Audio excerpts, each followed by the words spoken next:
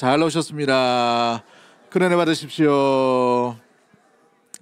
네, 오늘 본문의 말씀을 통해서 처음 교회처럼이라는 제목으로 말씀을 나누도록 하겠습니다.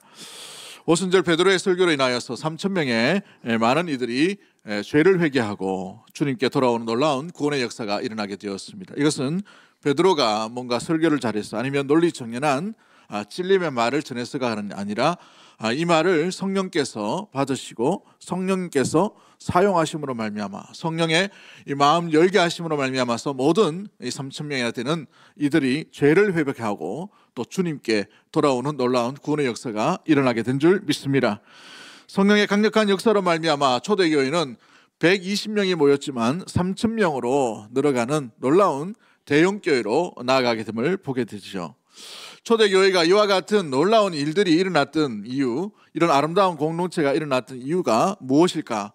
김혜권 교수님이란 분이 하나님 나라의 신학으로 읽는 사도행전이란 책에서 이 하나님의 나라에 이루어진 이 귀한 초대 처음 교회에 세워진 이 과정과 모습들은 어땠는지를 한 4가지 정도로 표현하고 이렇게 정리하고 있습니다. 첫 번째가 뭐냐 하면 그들은 믿는 사람들이 다 함께 있었다라는 것을 얘기합니다. 함께함의 위력은 가족과 같은 공동체를 형성하게 되었다는 것이죠. 두 번째, 이들은 모든 물건을 서로 함께 통용했다는 것입니다. 필요에 따라 나눠주고 세워주고 필요 적절하게 이렇게 섬기고 또 교제하는 일들이 이들 가운데 일어났다는 것이죠. 세 번째 뭐냐면 이들은 마음을 같이 해서 온전히 성전 모이기를 힘썼다라는 사실을 이야기하고 있습니다. 어떤 박해나 위협에도 이들은 예배의 공동체를 지켰다는 것이에요. 다시 말하면 어떤 위협이 있어요. 또 이후에 이제 고난과 박해가 있지 않습니까? 예루살렘 성전이 회파되고 난 뒤에 철저하게 떠남과 이 도시에 살지 못하는 그 가운데에 모진 박해가 본격적으로 시작됨에도 불구하고 여전히 이들의 공동체는 예배의 공동체로 남겨지고 있었다라는 것을 의미해 주고 있어요. 마지막 4번째로 이들은 공예배, 그러니까 함께 모이는 예배만 신경 쓴 것이 아니라 그들의 각 가정에서 가족적인 친밀함, 이 가족이 함께 모이는 집을 중심으로 하는 세상 곳곳에서 가정집을 중심으로 온전하게 하나님의 나라, 하나님의 뜻을 이루어나가는 귀한 가정 공동체로 이루어나가므로 세상 사람들 가운데 오늘 47절 말씀처럼 칭찬받는 귀한 공동체로 처음 시작과 함께 일어나게 되는 일들이 나타나게 되었다는 사실이지요.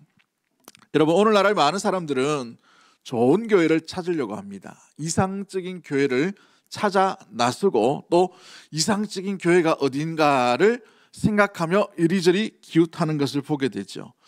그러나 그 수고에 낙담시킬 만한 말씀을 전해드린다면 이 땅 가운데 이상향을 만드는 교회는 한 군데도 없어요. 여러분이 만약 그 교회를 등록하면 여러분 때문에 그 교회는 이상향이 되지 못합니다. 왜 그래요? 우리가 약하기 때문에 그렇죠. 사람의 연약한 만큼 모인 것이 바로 교회인 것입니다. 우리는 우리의 약함 때문에 모인 것이 아니라 하나님의 완전함 때문에 모인 줄 믿습니다. 그러므로 우리의 연약함이 하나님의 완전함 안에서 우리는 온전하게 이루어져 가는 놀라운 일들을 경험하게 되어 가는 것이지요. 그러므로 교회란 스스로 죄인이라고 고백하는 연약한 사람들의 모인 것이 교회라는 사실입니다. 이 연약한 사람 한 사람 한 사람 부르셔서 완전하시고 완벽하신 주님께서 다스리시고 그 성령에 의해 지배를 당하는 곳이 바로 교회라는 것이지요. 그래서 오늘 본문에는 처음 교회, 이 시작의 교회가 어떠했는지를 성령의 강력한 임재하심과 충만함 가운데 나타났던 처음 교회를 돌아보면서 우리 가운데 그럼에도 불구하고 연약한 부분은 무엇인지, 우리가 이 처음 교회를 온전히 이 땅 가운데 지금 이때 시대처럼 따라가지는 못하지만 그러나 그 정신과 그 마인드와 그 핵심적인 중심적인 내용 가운데서 우리가 무엇보다도 교훈을 받아야 될 내용들은 무엇인지, 교회인 우리로서 개인이 무엇이 부족하고 무엇을 우리가 바라보아야 될지를 오늘 본문의 말씀을 통해서 살펴보기를 원합니다. 어제 우리 말씀을 준비하다가 좀 일찍 말씀을 마무리했어요. 그래서 이제 찬양을 넣으려고 그림 하나 탁 클릭했는데 컴퓨터가 날아가 버렸어요.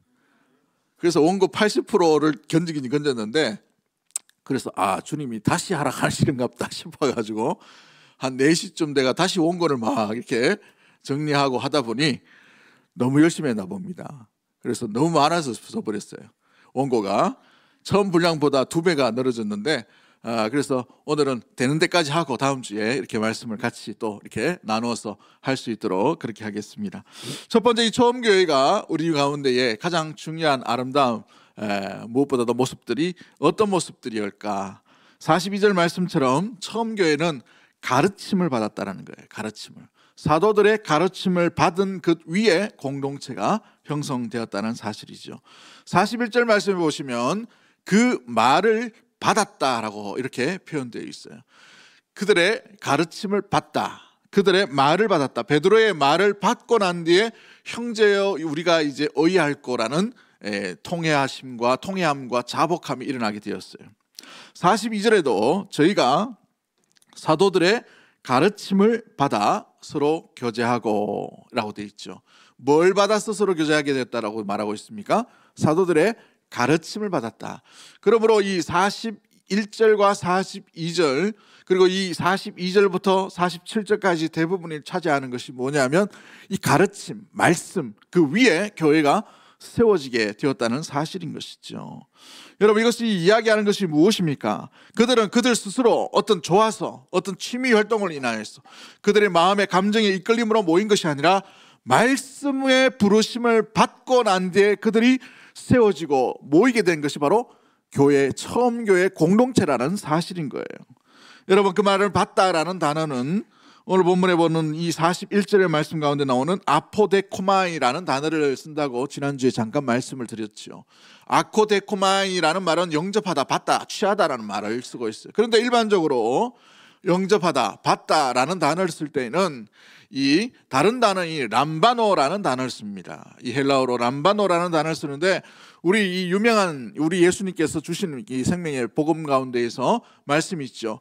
영접하는 자, 곧 그 이름을 믿는 자들에게는 하나님의 되는 자녀가 되는 권세를 주셨다라고 되어 있어요.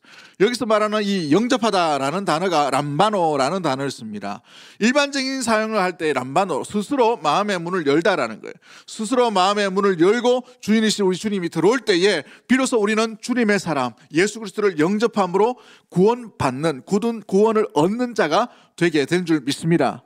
그런 일반적인 의미의 람바노라는 단어를 쓰는데 이 아포데코마이라는 단어는 수동력으로 쓰여져 있어요. 그 말을 받다라는 것은 성령께서 강력하게 그 마음을 열지 않으면 안 될 정도의 강력한 말씀의 역사하심이 나타나게 된 것이 바로 처음 교회에 성령께서 말씀 가운데 임하신 귀한 능력인 줄 믿습니다. 이것이 바로 나타내 준 것이 뭐예요? 열지 않고서는 감당할 수 없는, 도저히 참을 수 없고 견딜 수 없는 그 귀한 부르심과 무엇보다도 주님의 두드리심이 초대교회, 처음 교회에 나타났던 말씀의 능력 가운데 임하게 된 사건이라는 사실이죠. 강제로 여시게 하신 거예요. 억지로 열게 하심으로 말미암아 그 마음 가운데 말씀을 붙들 수밖에 없도록 만드셨다는 사실. 그렇습니다. 성령은 어떻게 역사하시는가? 말씀을 두들기셔요. 말씀을 소리치게 하십니다. 말씀을 외치게 하십니다. 우리의 생각과 우리의 심령 가운데 찔러 쪼개기까지 하시는 말씀이 예리한 금이신 분이 바로 성령 하나님인 줄 믿습니다. 그 성령은 바로 말씀으로 역사하시는 거예요. 그러므로 교회는 말씀이 역사하시는 곳이 되어야 하는 것이고, 교회는 믿음의 심령은 이 말씀 가운데 귀를 기울이며 말씀의 문을 열고 말씀을 받아들이는 존재 모습들이 되어야 비로소 건강하게 주님께서 원하시는 그 뜻과 그 나라의 하나님의 나라의 증인으로서의 삶을 온전히 살아갈 수 있게 된다는 사실인 것이지요. 그렇습니다. 이 말씀은 그러기에 예수님을 의미합니다. 이 말씀은 바로 예수님이에요. 말씀은 바로 예수님을 모시는 것처럼 우리 마음 가운데 심령 가운데 모셔드리는 것이죠. 요한복음 1장 14절 말씀에 말씀이 육신이 되어 우리 가운데 거하시매 라고 되어 있어요. 말씀이 육신 되어 우리 가운데 거하신 분이 누구이십니까? 바로 우리 주 예수 그리스도인 줄 믿습니다. 그 말씀이신 예수님을 모시는 것, 그 말씀을 받아들인다는 의미가 바로 이와 같다는 사실이죠. 그 가르침은 예수님을 받아들인다라는 의미인 것입니다. 말씀이 예수님 자체라는 사실을 우리가 잊지 말아야 되는 것이죠. 그러므로 교회와 성도는 말씀을 떠나서는 조금도 믿음의 분량, 믿음의 장성한 이 분량까지 자라갈 수가 없게 되어 있다는 말이에요. 영양분을 공급받지 않는데 어떻게 자라갈 수 있겠습니까? 영양분을 섭취하지 않는데 우리가 어떻게 견딜 수가 있을까요? 영양분이 없는데 어떻게 교회의 그리스도의 몸으로서 온전히 건강하게 주의 일을 할 수가 있을까요? 그러므로 반드시 믿음의 성도와 교회는 영양분이 생명줄인 복음의 생명의 말씀을 온전히 우리 가운데 받아들여야 되는 줄 믿습니다. 마음의 문을 열고 두드리시는 그 음성에 귀를 기울이고 반응을 하셔야 된다는 사실이에요. 때는 우리가 생각 가운데 저 말씀은 슬쩍 넘어가야 되겠다, 이런 마음이 있을 수 있어요. 저 말씀은 저 사람에게 하는 것 같은데, 이런 생각할 수가 있어요. 저 말씀은 나는 요 시기에 오늘 2024년도에는 조금 피해서 한 내년쯤 지켜야 되겠다, 이렇게 비껴가고 싶은 말씀이 들릴 때도 있어요. 아니에요. 말씀은 우리에게 빗장문을 열게 하십니다. 열게 하실 때 우리의 마음의 문을 열고 그 말씀을 받을 때에 우리는 비로소 말씀 가운데 있는 영양분을, 그 순종의 길, 받아들임의 길, 그 가운데에서 온전히 자라가게 되는 줄 믿습니다. 교회가 자라감이 바로 이와 같다는 것이죠. 성도로서도 마찬가지입니다. 그러기에 성도가 자라가려면 반드시 주의 생명의 말씀이 함께 있어야 되는 거예요. 요한일서 2장 5절 말씀에 누구든지 그의 말씀을 지키는 자는 하나님의 사랑이 참으로 그 속에서 온전하게 되었나니 이로써 우리가 그 안에 있는 줄 아노라 라고 되어 있어요. 우리가 그분 안에, 우리 주 예수 그리스도 안에 있다는 것을 어떻게 알 수 있을까요? 말씀에 반응하는 걸 보면 알 수 있다는 거예요. 말씀의 반응의 이끄심 가운데 말씀과 함께 나아가고 말씀을 지키고 말씀을 사모하고 말씀에 순종하고 나가는 자가 바로 주와 함께 있는 자, 주님을 사랑하는 자라는 사실이에요. 오후 예배 때는 이제 경건에 대한 이야기를 말씀을 나눌 때에 말씀과 함께 주를 사랑하는 것이 어떻게 연관되어 있는가를 말씀을 나누도록 합니다. 아무튼 주님의 말씀을 지키는 자가 주님을 사랑하는 자라고 되어 있어요. 주의 안에 거하는 자는 주의 말씀과 함께 온전한 길을 함께 동행하는 줄 믿습니다. 디모데후서 3장 16절과 17절, 우리 유명한 말씀이 있죠. 너무나도 잘 아는 말씀이에요. 우리 같이 한번 읽어봅니다. 시작. 모든 성경은 하나님의 감동으로 된 것으로 교훈과 진론과 바르게 함과 의로 교육하기에 유익하니 이는 하나님의 사람으로 온전하게 하며 모든 선한 일을 행할 능력을 갖추게 하려 합니다. 이 말씀이 유익하다고 되어 있어요. 어떻게 유익하다고 되어 있습니까? 17절 말씀에 하나님의 사람으로 뭐 한다고 되어 있어요? 온전하게 한다라고 되어 있어요. 온전하게. 우리는 부족하지만 주의 말씀이 우리를 하나님의 사람으로 온전하게 해 나가신다는 사실이에요. 할렐루야. 사랑하는 성도 여러분, 우리 스스로는 온전하게 할 수가 없어요. 우리의 철학 가지고는, 우리 경험 가지고는, 우리의 감정 가지고는 온전할 수가 없어요. 그러나 하나님의 말씀에 반응하고 하나님의 말씀을 들을 때, 하나님의 말씀을 영접할 때에 비로소 우리는 온전한 길로 걸어가게 되는 줄 믿습니다. 또 뿐만 아니라 교회가 마찬가지죠. 교회도 이 온전한 말씀, 생명의 말씀이 들려질 때에 하나님의 모든 선한 일을 감당할 수 있도록 17절 말씀 뭐라고 되어 있습니까? 17절 말씀에 보시면 모든 선한 일을 행할 뭘 갖추게 하신다고 되어 있어요. 능력이에요, 능력. 여러분, 우리가 아무리 실력이 좋아도 주의 영향력이 이 생명의 말씀의 공급을 받지 못하면 아무리 많은 지식을 알고 있다 하더라도, 많은 것을 듣고 있다, 많은 것을 암송하고 있다 하더라도 소용이 없어요. 생명의 귀한 말씀 가운데 우리가 매일매일 우리 가운데에 주일마다 온전히 반응을 하지 못하면 우리가 성도로서 이 땅 가운데 삶을 살아갈 수 있는 능력이 전혀 없다는 사실이에요. 봉사의 일도 마찬가지입니다. 찬양대 일도 마찬가지예요. 목사의 사명도 마찬가지입니다. 어느 집사, 어떤 교회에 수고하는 일들도 마찬가지예요. 영양분을 공급받지 못하고 그 일을 해보십시오. 바닥드러나게 되어 있어요. 바닥드러나게. 깡으로 하게 되어 있어요. 깡으로. 우리는 이 일이요, 우리의 깡으로 도저히 할 수 없는 거예요. 하나님의 나라를 이루어나가는 것을 우리의 실력으로 될 수가 없기에 하나님의 말씀, 완전하시고 완벽하신 그 말씀으로 말미암아 그 말씀이 주시는 능력으로 인해 우리는 그 일을 충분히 감당하게 되는 줄 믿습니다.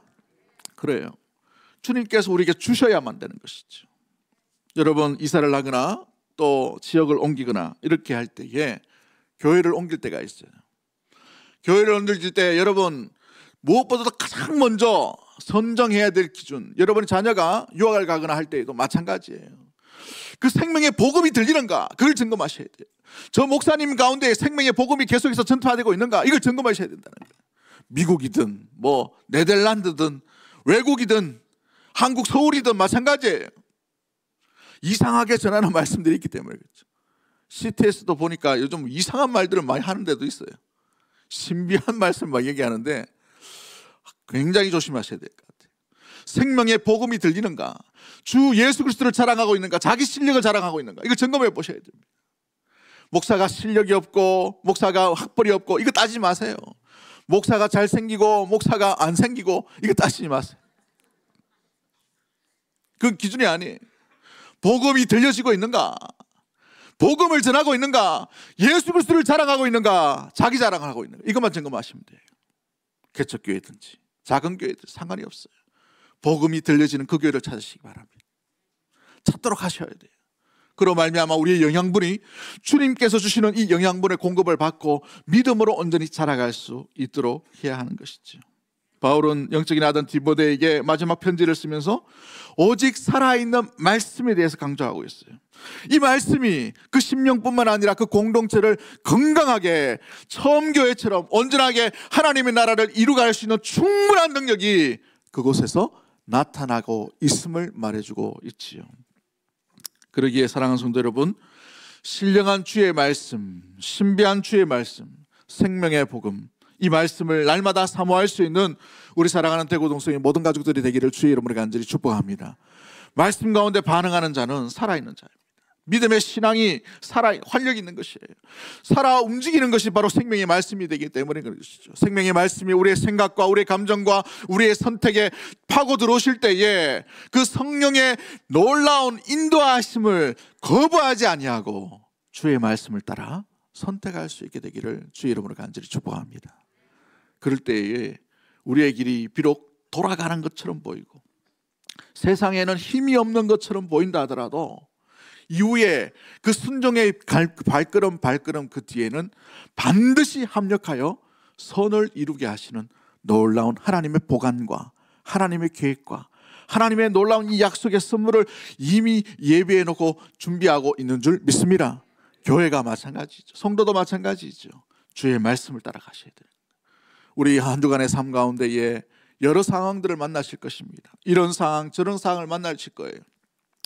이런 상황 저런 상황을 만날 때에 우리 내면 가운데 양심의 소리로 두드리시는 성령의 이 세미한 음성과 주의 생명의 복음 가운데 말씀 가운데 우리에게 주시는 이 말씀이 두드리심과 이끄심과 또 인도하심에 여러 순간순간마다 우리의 생각을 열게 하시고 우리의 지혜를 열게 하시는 강제로 두들기시는 성령의 이 외침과 이 요동치는 소리 앞에 온전하게 건강하게 반응하는 처음 교회처럼 나아가는 우리 대구동성의 모든 가족들이 되기를 주의 이름으로 간절히 축복합니다.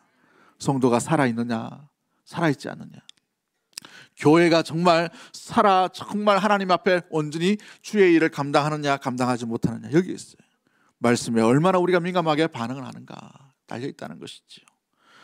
수많은 말씀이 들려도 아무런 반응이 없을 때 아무런 변화가 일어나지 않는 것입니다. 목회자에게도 마찬가지고 우리 성도에게도 마찬가지죠. 하루하루를 살아가는 모든 삶 가운데에서 사랑하는 성도 여러분, 신령한 하나님의 말씀에 반응이 온전히 일어나는 살아있는 성도, 섬교회와 같은 믿음의 가족들이 되기를 주의 이름으로 간절히 축복합니다. 이 성령은 우리에게 말씀으로 깨닫게 하셔요. 깨닫게 하심으로 말미암아 누구를 바라보게 하십니까? 주 예수 그리스도를 바라보게 하셔요. 성령의 깨닫게 하심과 요동심과 소리는 주님이 어떤 길을 걸어가셨는가, 주님이 우리를 위해 무엇을 하셨는가, 나를 위해 어떻게 죽으심 견디심 가운데에 내 죄를 용서해 주셨는가, 주님이 걸어가신 길 그 방향이 어떤 길인가를 잊지 않도록 계속해서 그 길을 보여주시는 것이 바로 성령의 두드리심과 음성이라는 사실이죠. 성령의 신비한 음성을 듣는다 하더라도 예수 그리스도가 보이지 아니하고 예수 그리스도에서 걸어가신 그 길이 보이지 않다면 그건 성령의 길이 아니에요.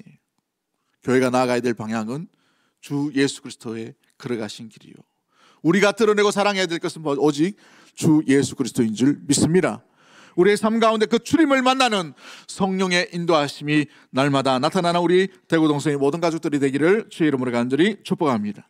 두 번째가 무엇입니까? 42절부터 46절까지 이들 가운데는 서로의 필요를 채워주는 진실한 교제하는 공동체였다는 사실이에요. 구원받은 성도가 공동체에 소속되지 않으면 성령의 충만은 유지할 수가 없습니다. 아무리 강력한 구원의 역사, 아무리 강력한 간증, 죽었다가 살아났던 그 경험이 있다 하더라도 건강한 공동체에 연결되지 못하면 이 귀하게 건강하게 온전히 자라갈 수가 없다는 거예요. 어머니를 떠나서 아이는 자라갈 수가 없는 것처럼 교회는 건강한 영적인 어머니와 같은 역할을 하기 때문에 그렇습니다. 여러분, 때로는 이 교회를 바라볼 때에 여러 가지 허점이 있을 수가 있어요. 여러 가지 약점이 있을 수가 있습니다. 왜요? 우리가 다 모였기 때문에 약점이 있죠. 저 목사에게도 약점이 있어요. 저 장로에게도 약점이 있어요. 저 권사에게도 약점이 있어요. 저 집사에게 다 약점이 있어요. 이곳에 약점 없는 분이 어디 있습니까? 그죠? 약점 있는 분이 이 자리에 있다는 것은 벌써 돌아가신 분이에요. 그건. 응? 돌아가신 분만이 완전한 거예요. 하나님 나라 갔기 때문에. 이 땅에 있는 사람들은 약점 수두룩하게 이렇게 갑자기 사투리가 나오려고 하는 깔려 있는 거예요. 약점 없는 사람이 없어요. 그죠? 심지어 눈치 찢은 것도 약점이에요. 모양도 그렇게 선하지 않아요. 우리의 내면도 딱 이렇게 뒤집어 보면 안에 얼마나 추하고 얼마나 나약하고 얼마나 쫌팽이 같고 얼마나 이제 부족한 것들이 많이 있어요. 우리는 이런 연약한 사람들이 모였어요. 그러나 우리의 약점과 연약함 가운데 우리를 불러주신 분은 완전하신 분이라는 사실을 잊지 않게 되기를 원합니다. 그러므로 완전하게 하신 그분에 의해서 우리는 붙어 있음으로 말미암아 우리는 그분께 붙어 있는 그것으로 우리는 건강하게 지어져 가게 되고 영양분을 먹고 자라가게 되고 건강하게 온전하게 사랑과 은혜와 돌봄과 또 의무로 온전히 나아갈 수 있는 공동체를 형성할 수 있게 되는 것이죠. 우리는 교회에 소속되지 못하면 스스로 혼자 이 땅 가운데 믿음의 삶을 살아갈 수 있을 것처럼 착각할 때가 있어요. 내 믿음 정도 되면 우리 가문이 어떤 가문인데 내가 그래도 5대째 예수님 믿는데 저 얘기입니다. 저 얘기. 5대째 예수님 자랑거리가 아니에요. 5대째 100대째 하더라도 주의 몸된 교회와 연결되지 못하면 혼자는 마귀의 밥이 되기 굉장히 쉬워요. 쓰러지고 낙담이 되고 넘어지면 혼자 일어날 수 없는 그런 상황 가운데 거할 수밖에 없다는 사실이죠. 사람은 나약한 존재입니다.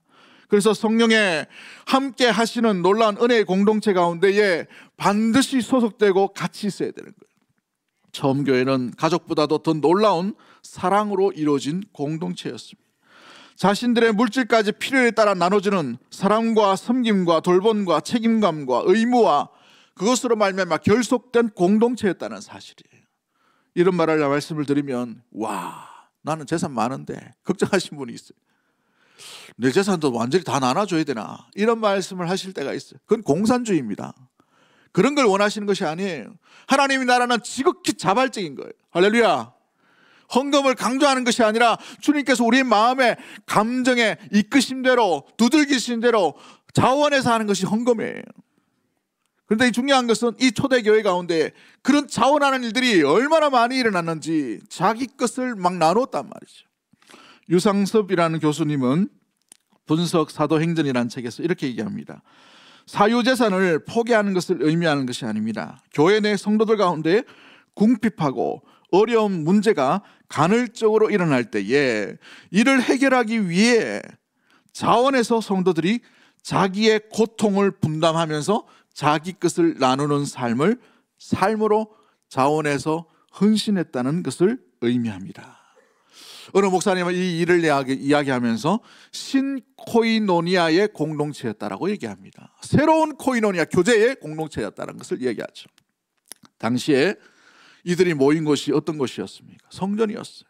하나님의 말씀이 선포되고 제사가 드려지고 하나님을 찾는 이들을 하나님을 찾음으로 말미암아 죄가 용서함 받고 자유함과 기쁨과 평안에 거해야 될 곳이 성전이었어요. 그러나 우리 예수님께서 성전에 들어가실 때에 어떤 일이 났습니까? 책찍을 들고 저들을 요동치면서 외치시면서 정죄하시면서 장사꾼들을 향해 소리치시면서 판을 뒤엎으시는 것을 바라보게 되었죠. 어떤 일이 났어요? 성전이라고 모였는데 오히려 장사꾼들이 오히려 여행객들을 착취합니다. 돈을 바꾸면서 고리대업을 무엇보다도 착취함으로 말미암아 이 여행객들의 주머니를 털고 있는 거예요. 예배드리기 왔는데, 제사드리기 왔는데 로마에서 오기도 하고 이집트에서 오기도 하고 저 수많은 외국에서 온 사람들의 그 주머니를 노리는 사람들이 성전에 가득했다는 말이에요.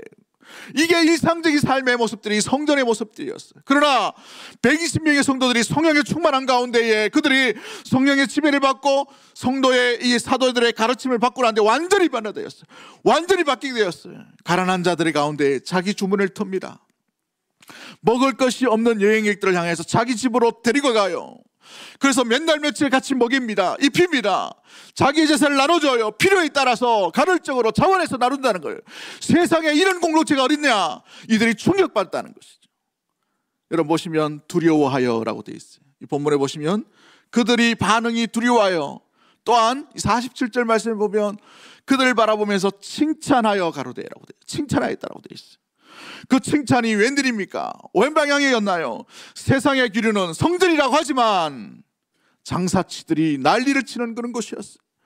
이익과 영익을 위해서 추구하는 사람들이 난리를 쳤지만, 그러나 이 120명에 모인 이 사람들, 갈릴리 촌 출신의 이 사람들은 삶이 완전 바뀌어 있는 거예요. 자기 것을 나눕니다. 자기 것을 내어줘요. 자기 집을 내어줍니다.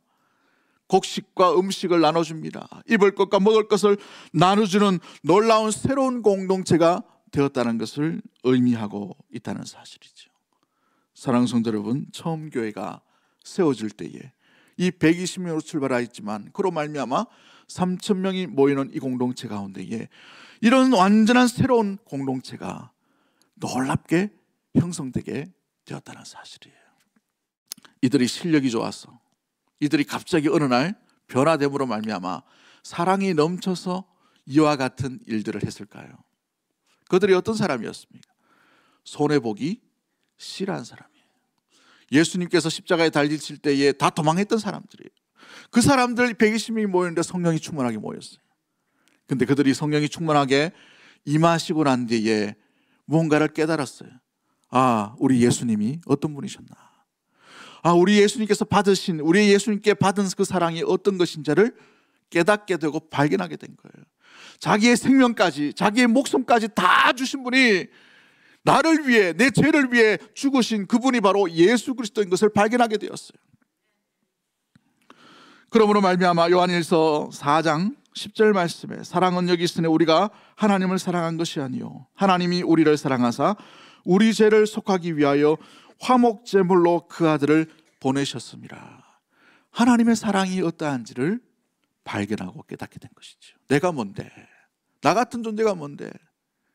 거짓말 잘하고 예수님을 부인했던 그런 심령이 완악한 사람이었는데 나를 위해 하나님의 아들이 죽으셨다.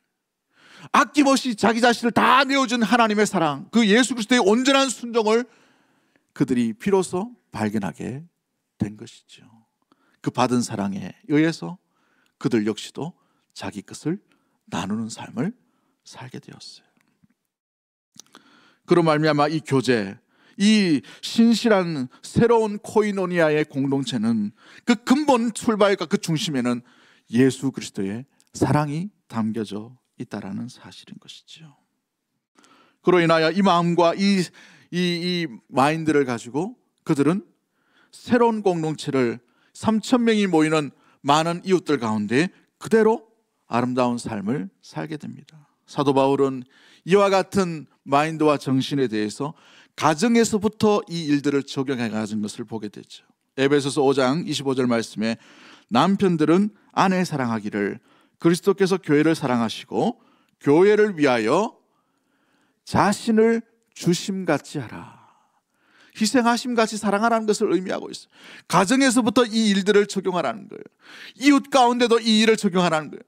부모와 자녀 가운데에서도 이 땅 가운데 함께 모여있는 믿음의 성도들, 이 새로운 공동체 가운데에서도 우리가 적용해야 될 놀라운 이 정신과 이 마인드와 이 기본이 뭐냐? 예수 그리스도께서 자기 자신을 교회를 위해 내어주심까지 사랑하심과 같이 사랑과 희생과 섬김과 돌봄과 책임과 의무를 다하는 것이 바로 새로운 공동체의 아름다운 형성, 처음 교회의 모습들 가운데 있다라는 사실인 것입니다. 사랑하는 성도 여러분, 우리가 교회를 어떻게 생각합니까? 여러분은 교회를 어떤 곳이라고 생각되시나요? 어찌 보면 내 감정과 내 취미로 오지 않으면 마음이 섭섭한 그런 모습들로 교회를 생각하십니까? 교회는 예수 그리스도의 몸인 줄 믿습니다. 그 몸을 주님께서 우리에게 찢어서 나눠주셨어요. 희생하시면서 우리를 위해 주신, 아낌없이 주신 그 사랑을 우리가 받게 되었다는 사실이죠. 받은 우리가 그 몸으로서 나아가야 될 것은 성령이 하나 되게 하시고 사랑의 공동체로 서로 섬기며 서로 나누며 서로 돌보며 서로 의무감과 책임감을 다하도록 불러주신 것이 바로 교회라는 사실인 거예요. 처음 교회처럼 우리가 교회를 대할 때에 어머니처럼 예수 그리스도의 몸으로 여길 수 있는 우리 믿음의 모든 가족들이 되기를 주의 이름으로 간절히 축복합니다.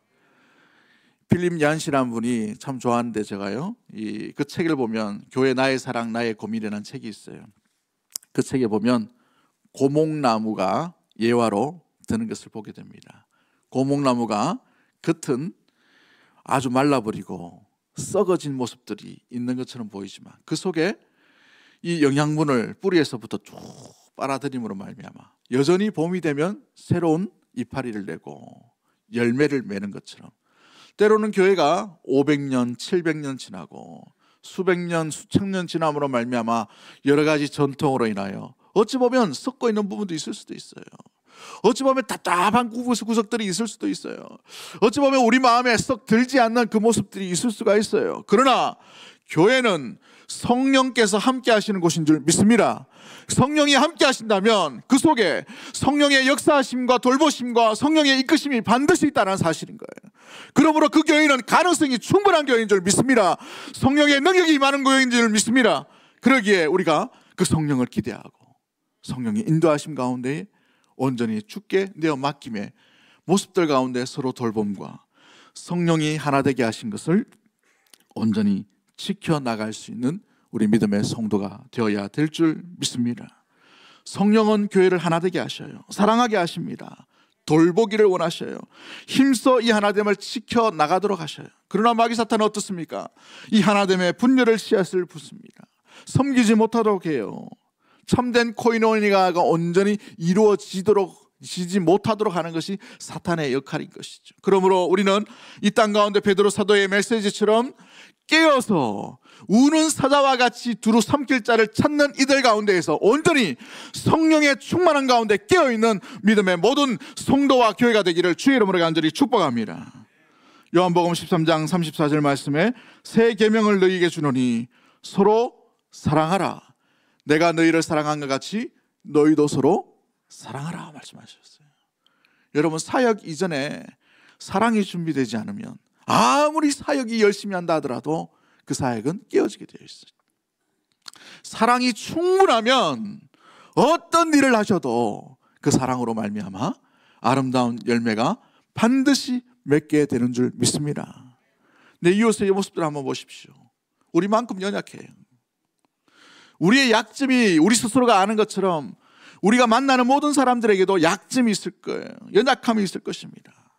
그러나 우리 주님은 그 연약한 자들 한 명씩 한 명씩 불러주셔서 대구 동성교회로 만들어주셨어요. 그 연약한 사람들 가운데에 그러나 연약함으로 끝나는 것이 아니라 그 속에 누가 계시는 거예요? 부르심을 주신 성령 하나님이 함께 하신다는 거예요. 성령이 그 속에 있다면 우리는 그 사람을 정죄하지 말아야 합니다. 성령이 그 심령과 그 사람 가운데 살아있다면 우리는 그 심령을 정죄하지 말아야 돼요. 손가락질하지 말아야 돼요. 오히려 성령께서 그들을 온전히 붙들어 주시고 지켜주시고 온전히 돌볼 수 있도록 긍휼과 자비하심과 사랑과 인자한 눈으로 아름답게 바라보는 것이 바로 참된 새로운 코이노니아의 교회로서 우리가 나아가야 될 분명한 자세인 줄 믿습니다. 그러기에 주님을 사랑하는 자는 교회를 사랑하게 되어 있어요. 주님의 사랑이 무엇보다도 마음 가운데 불타는 심령은 믿음의 성도를 온전히 사랑하게 되어 있다는 거예요. 주님과의 관계가 밀접하게 온전히 되어 있다면 주의 몸된 교회를 대할 때에도 마찬가지예요. 뜨거운 열정과 사랑과 수고와 온전히 섬김과 돌봄과 책임을 다하기 위해 온전히 나아가게 되어 있다는 사실이죠. 우리 안에 있는 사랑 점검하기 전에 우리가 주 예수 그리스도를 얼마나 사랑하는지를 먼저 점검할 수 있는 사랑하는 교회가 되기를 주의 이름으로 간절히 축복합니다. 그렇습니다. 우리는 각자의 필요함을 채워줄 수 있는 그런 시각도 가져야 되는 거예요. 우리 함께 한 가족이 되었어요. 제가 아직도 잊을 수 없는 것은 제가 교육전사 처음 나갈 때에 제 사랑하는 친구가 자기 월급 그때 100만 원 정도 받을 때인데 10만 원짜리 양복을 사줬어요. 나이롱. 아주 싼 거지만. 근데 그 10만 원짜리 양복을 지금도 잊을 수 없어요. 20몇 년이 지났지만 아직도 잊을 수 없어요. 그거 다 떨어질 때까지 제가 안 버리고 입고 막 그렇게 했었거든요. 너무너무 감사하죠. 뭐라고? 그죠? 지도 힘든데. 그 필요가 보이는 거예요. 마음 가운데 뭔가 함께하고 싶은, 사랑하고 돌보고 싶은 마음이 있는 거예요. 여러분, 사랑하면 아껴주고 싶고, 사랑하면 보호해주고 싶고, 사랑하면 더 돌보아주고 싶고, 사랑하면 더 궁금하고. 아멘이 별로 없네 이렇게. 사랑하면 더 귀하게 돌봐요. 병들면 고치려고 병원 데려가기도 하고, 사랑하면 더 고쳐서 쓰려고 하기도 하고, 아끼면 어떻게 됩니까? 여러분, 자동차가 고장나면 자동차 사랑하면 어떻게 돼요? 자동차 고치려고 하죠. 자동차 마음에 정이 떨어졌어. 그럼 어떻게 돼요? 안 고칩니다. 폐차시키지. 우리 마찬가지예요. 그 사랑과의 관계가 사랑하면 사랑할수록 아끼게 되어 있어요. 그러나 우리의 사랑이 식어버리면 어떻게 됩니까? 정죄합니다. 사랑이 식어버리면 어떻게 돼요? 원망하게 돼요. 사랑이 식어버리니까 어떻게 됩니까? 탓을 하게 되죠. 미워하게 됩니다. 용서하지 않게 되는 일들이 일어나게 되죠. 여러분, 그렇습니다. 우리는 주님 앞에 놀라운 은혜의 사랑을 받은 존재인 줄 믿습니다. 그 사랑의 값어치는 말로 할 수 없는 값어치예요. 하나님의 아들이 희생하신 그 사랑이라는 거죠. 그 받은 사랑을 새롭게 그리스도의 몸으로 말미암아 만드신 이 새로운 처음 교회와 같이 우리가 함께 섬기고 나누고 베풀고, 그로 말미암아 이 땅 가운데 주님의 살아계심, 그 사랑이 여기에 있음을 보여주는 우리 믿음의 모든 대구동성의 가족들이 되기를 주의 이름으로 간절히 축복합니다. 2개 더 남았는데 다음 주에 하도록 하겠습니다. 우리 찬양합니다. 이런 교회 되게 하소서.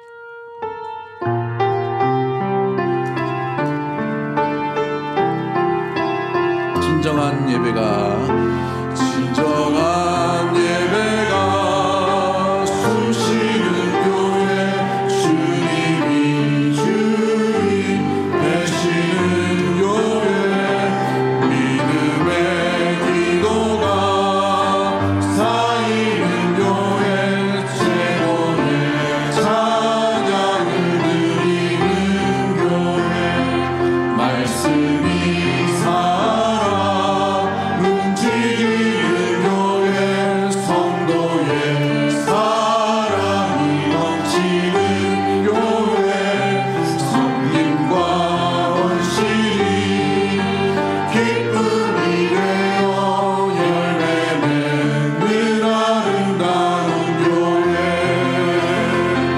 주님의 마음 닮아서 이웃을 사랑하는 교회, 주님의 영광을 위해서 빛 대신 주님 전하는 교회, 사랑의 불꽃이 활짝 피어나 날마다 사랑에 빠지는 교회, 주께서 사랑하는 우리 교회가 이런 교회 되게 하소서. 우리 시간에 합심해서 한번 기도하기를 원합니다. 어떤 교회를 꿈꾸십니까? 어떤 교회가 되기를 원하십니까? 어떤 교회로 살아가기를 원하십니까? 주의 생명의 말씀이 끊이지 않고 우리 마음의 문을 여실 때에 그 말씀 가운데 온전히 순종하는 것이 주의 몸인 교회인 줄 믿습니다. 그 말씀 따라 살아갈 수 있는 믿음의 성도와 교회가 될 수 있도록, 가정이 될 수 있도록 도와달라고, 성령의 민감한 그 음성에 아름답게 귀를 기울이며 나아가는, 성령과 함께 동행하는 믿음의 심령과 교회가 되게 하여 주옵소서. 두 번째, 새롭게 만드신 이 공동체 가운데 하나님, 그리스도의 놀라운 사랑 가운데 세워진 이 공동체 가운데에서 우리가 이웃을 바라보고 또 우리 형제 자매를 바라볼 때에 주님의 시각과 성령의 시각을 가지고, 인자한 눈을 가지고 돌봄과 섬김과 책임과 겸손과 아름답게 세워나감에 놀라운 일들이 일어날 수 있는 그런 새로운 공동체, 아름답게 교제가 넘치는 그런 교회로 날마다 살아갈 수 있도록 도와주시고, 우리가 그런 마음을 가지고 우리 함께한 믿음의 성도와 교회를 바라볼 수 있도록 주님 인도해 달라고, 성령이 놀랍게 충만하게 역사하시는 그런 아름다운 교회가 될 수 있도록 도와달라고, 우리 주여 한번 외치고 통성으로 합심해서 한번 기도하도록 하겠습니다. 주여